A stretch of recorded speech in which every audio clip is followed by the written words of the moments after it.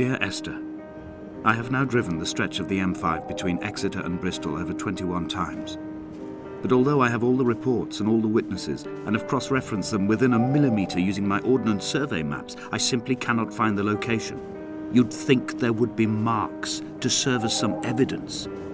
It's somewhere between the turn-off for Sandford and the welcome brake services. But although I can always see it in my rear-view mirror, I have as yet been unable to pull ashore.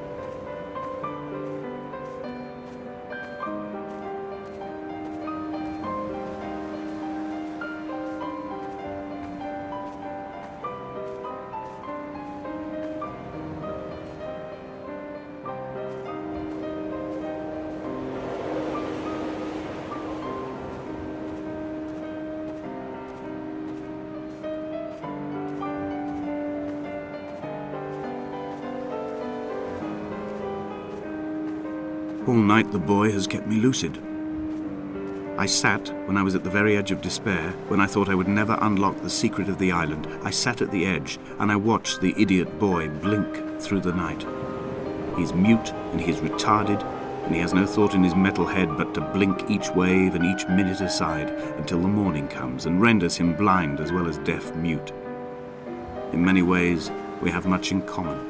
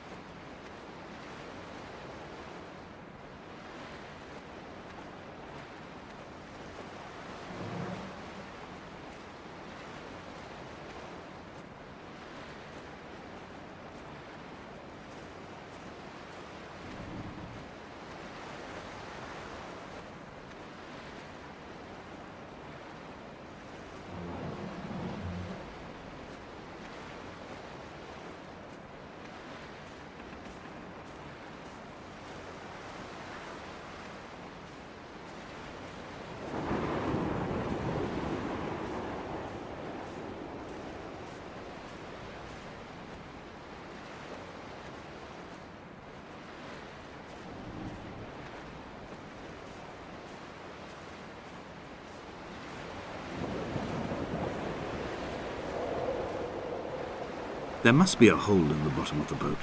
How else could new hermits have arrived?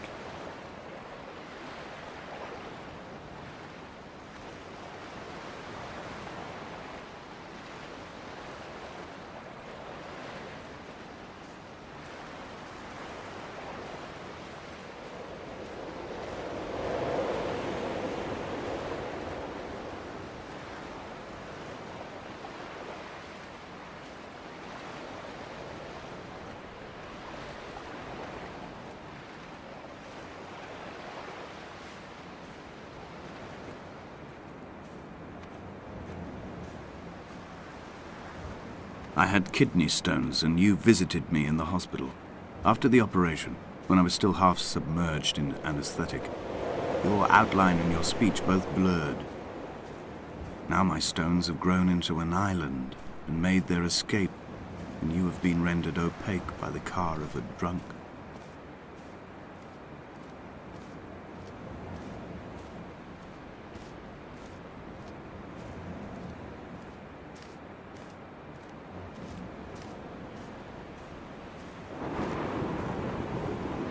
When I first looked into the shaft, I swear I felt the stones in my stomach shift in recognition.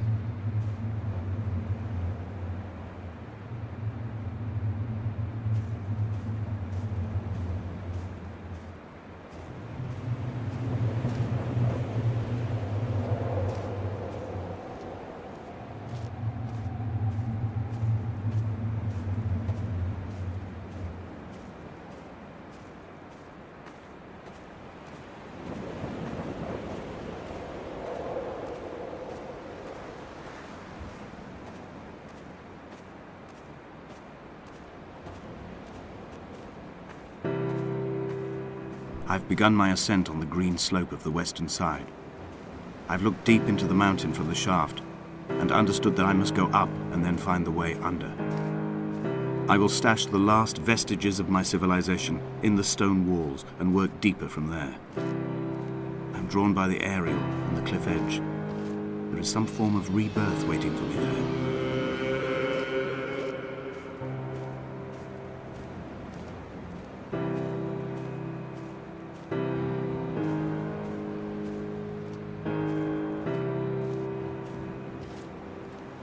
The bothy was constructed originally in the early 1700s. By then, shepherding had formalized into a career. The first habitual shepherd was a man called Jakobsen, from a lineage of migratory Scandinavians. He was not considered a man of breeding by the mainlanders. He came here every summer whilst building the bothy, hoping eventually that becoming a man of property would secure him a wife and a lineage. Donnelly records that it did not work. He caught some disease from his malcontented goats and died 2 years after completing it. There was no one to carve white lines into the cliff for him either.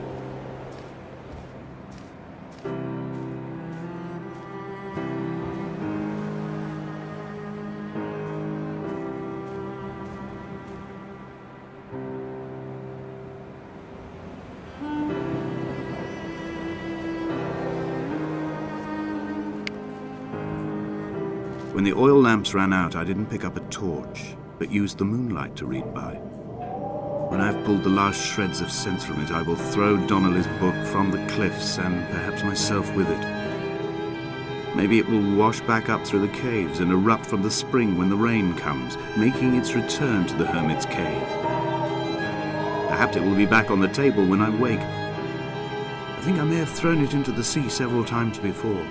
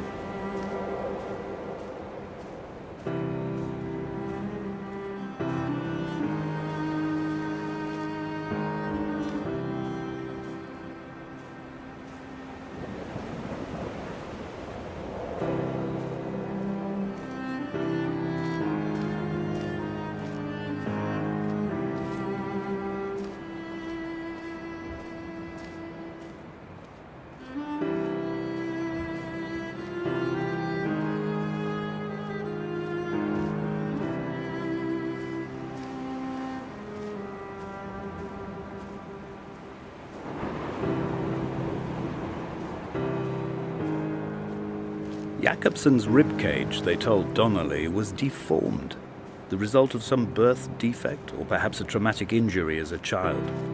Brittle and overblown it was, and desperately light. Perhaps it was this that finally did for him, unable to contain the shattering of his heart.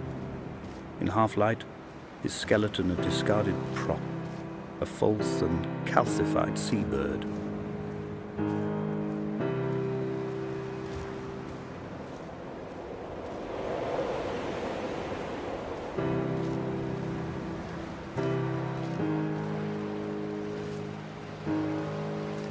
They found Jakobsen in early spring. The thaw had only just come. Even though he'd been dead nearly 7 months, his body had been frozen right down to the nerves and had not even begun to decompose. His fingernails were raw and bitten to the quick. They found the phosphorescent moss that grows in the caves deep under the nails. Whatever he'd been doing under the island when his strength began to fail is lost. He'd struggled halfway up the cliff again, perhaps in a delirium, perhaps trying to reach the bothy's fire before curling into a stone and expiring.